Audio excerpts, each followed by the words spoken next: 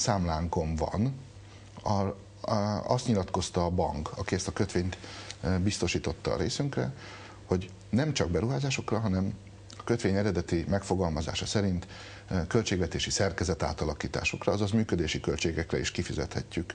Ezt 3 levélben is megküldték ebben a kritikus 3-4 napban a polgármester asszony részére, hogy ők bizony hozzájárulnak, hogy ebből kifizessük azokat a működési adósságokat, amelyek 90 napon túliak.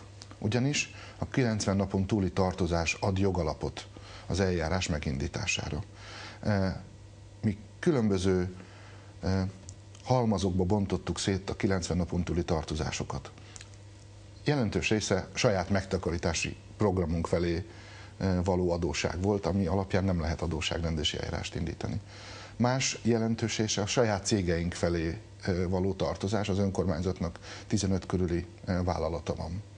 És csak egy 100 millió forintnál kevesebb, 91 néhány millió forintos olyan tartozásállomány van, ami külső felek felé, külső követelők felé jár.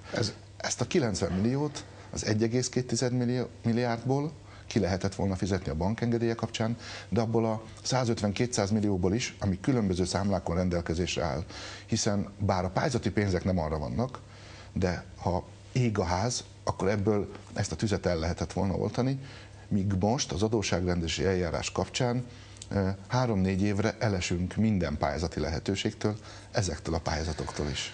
Erre majd még azért szeretnék visszatérni, hogy a gyakorlatban mit jelent az, hogy egy város csődöt jelent, és mi mindentől esik el a város, de egy kicsit maradjunk itt, mert vagy nem értem, vagy nem merem érteni.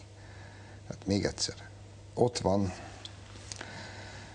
a legrosszabb esetben is 1,2 milliárd forint egy számlán, ami felhasználható, hiszen a bank azt mondja, hogy másra is engedélyezi a kifizetést, nem csak a pályázatig. Mondom, az önerőkről van itt szó. Döntően önerőkről, igen. És ehhez képest van egy 90, ez az a híres, hogy nincs közvilágítás, tehát ez volt a szolgáltató cég felé az adósság? A 90-nek egy része, igen. Egy része volt ez.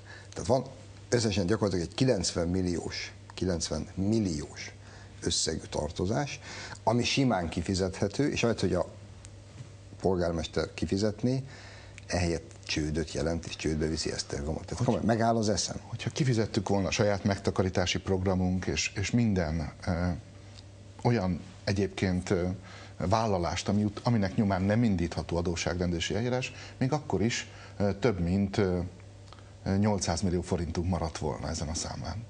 Tehát az egész eljárás szerintem törvénysértő, bűncselekmény, hogy ez az eljárás elindulhatott. Sajnos a törvény olyan, hogy a polgármesternek adja a legfőbb jogot. 60 nap tartozás után a képviselőtestület dönthet, de 90 nap után a polgármesternek egyedül is van joga dönteni. Ez egyébként ellentétes szerintem az alkotmánnyal is, és az egész önkormányzati törvény szellemével. Pont fordítva van, vagyoni kérdésekben, más városokban is a szabályozás az, hogy a legkisebb tételben a polgármester dönt, aztán a bizottság, aztán a testület minősített többsége. Ez az egyre erősebb demokratikus felhatalmazás. Sajnos ez a törvény rosszul fogja meg a dolgot, mondom, véleményem szerint alkotmányellenes, és egy kivételes lehetőséghez juttatja a polgármestert. És eddig ez azért nem volt probléma, mert nem volt olyan magyar polgármester, aki tönkre akarta tenni a települését. Ezeket az eljárásokat külső felek szokták elindítani. Természetesen az én időmben is volt 90 napon túli tartozás, de nem túl jelentős mennyiségű. De soha nem volt az cél, sőt, bárki ezt az eljárást csak szóba hozta volna, akkor természetesen megegyeztünk volna vele. Vagy fizettünk volna vele, vagy határidőt hosszabbítottunk volna a követelés tekintetében.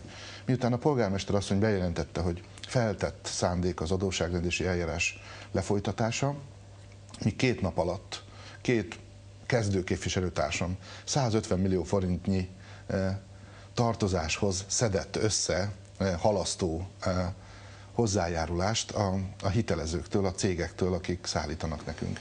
Köztük olyanokról is, amik még el se érte a 90 napot, csak hogy a következő hetekbe se fenyegesse ez a veszély az önkormányzatot. A polgármester asszony olyan feltételek között indított el az adósságrendési eljárást, ahogy nem is lett volna szabad. Viszont a bíróság meg nem mérlegeli ezt a helyzetet, hanem egyszerűen a törvény rendelkezései alapján a polgármester kezdeményezésére kijelöli. Azonnal beindul a folyamat. Azonnal beindítja a folyamatot, és nincs mód fellebbezésre. Ez praktikusan azt is jelenti, hogy mondjuk ezt a több mint 2 milliárd forintnyi pénzt, ami ilyen-olyan számlákon a város pénze, ezt abban a percben, ahogy Tétényi bejelentette a csődöt, ezt zárolták, nem? Azt zárolták. Ez mostantól nem juthattok hozzá. Zárolták, és nem csak, hogy ezeket a pénzeket, hanem minden, mondjuk 13 év múlva lejáró 4 milliárdos kötvény azonnal lejártnak minősül, és azonnal követeli rajtunk a bank. Tehát ez olyan, mintha egy családfő azokat a tartozásokat, amiket majd 10 év múlva kellene kifizetni, egy őrült döntéssel azonnal lejártán minősítene az összes hitel kapcsán, mondjuk a gépkocsi hitel, a lakásépítési hitel, vagy a személyi kölcsön kapcsán. Én azt hiszem, ebben minden család tönkre menne, és félek, hogy a mi városunk is olyan károkat fog elszenvedni, amelyek nem kiheverhetőek csak több évtizedes távlatban. Röviden, mit jelent ez praktikusan, egy csődeljárás? Most mindezeken túl, amit elmondtál. Hát, hogy mit jelent, azt hosszan lehetne taglalni, mondok is néhány példát, de hogy miért teszik, az szinte felfoghatatlan. Ez az utolsó kérdésem, hogy miért? Hogy ugye az én leváltásommal elérték a politikai céljukat, de én azt látom, hogy nem. Tehát nem győzni akarnak, hanem megsemmisíteni. És nem Medgyes Tamás a célpont, mint ahogy ebben a Népszava-cikkben is, a helyi Fidesz, vagy a Fidesz. Ez egy MSZP-s forgatókönyv. Meg maga a város. Az MSZP csődöt csinál, ahol csak tud. Hát ezt megtették az országgal is egy párszor. És abból rengeteg haszna van a körülöttük őgyelgő gazembereknek. Például a vagyonfelosztás, amely az adósságrendezési eljárás vége lehet. Legrosszabb esetben a város minden vagyonát, ami forgalomképes, azt ebben az eljárásban eladják. De mivel ez egy gyors eljárás, tehát legalábbis a vagyon mértékéhez képest, nyilván áron alul. 5 meg 10 áron lehet elárverezni ezeket az ingatlanokat. Magyarul, azzal, hogy csődbe vitte Tétényi Éva új polgármester Esztergomot, ezzel akarva akaratlanul, ez majd az idő eldönti, de mindenképp megnyitott egy utat afelé, hogy itt súlyos ingatlan panamák elindulhatnak. Legrosszabb esetben ez lesz a vége. Ami mindenképp megtörténik, például, hogy hétfőtől már leállt az ingyenes úszásoktatás, amit eddig az összes nagycsoportos óvodás és az általános iskolás gyerekek megkaptak. Vagy éppen megszűnik a zeneiskola. A középiskoláink szintén önként vállalt feladatok, a törvény értelmében nem tarthatjuk fenn őket tovább. Az is kétséges, hogy most december első napjaiban megkaphatják-e a zeneiskolában és a középiskolában dolgozó tanárok a fizetésüket, hiszen a törvény egyértelmű, csak a kötelező feladatokat, és a zeneiskola és a középiskola nem az, ezek önként vállalt feladatok Esztergomban, csak a kötelező feladatokat finanszírozhatja a gondok ellenjegyzésével mostantól a város. Elképesztő veszteségek érik Esztergomot. Például ettől a pillanattól nem jár a 70 év felettieknek a szemétszállítás ingyenessége. Nem jár majd az iskolakezdéshez az 5000 forintos támogatás. Lehetetlen lesz, amit eddig minden évben biztosítottunk, hogy az összes gyerek 18 éves korig ingyen utazhatott a helyi járatokon. Számtalan ilyen dolog bukik el, és nem csak mondjuk a kulturális programok mindegyike marad el, mert például a 20 éve működő, vagy 25 éve működő Várszínházhoz sem biztosíthatjuk az önrészt, jövőre nem lehet Várszínház sem, hanem intézményeket kell bezárni. Tamás, van még fél percünk. Tisztában vannak ezzel Esztergomváros polgárai?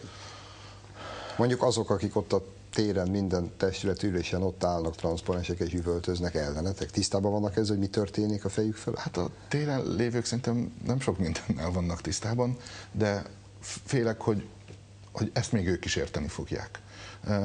Talán el sem hiszik az emberek, hogy mi jön most. Nem érzik még a bőrükön, ez pár nap, pár hét kérdése. Van még utolsó kérdés, gyakorlatilag igen nemes választ kérek.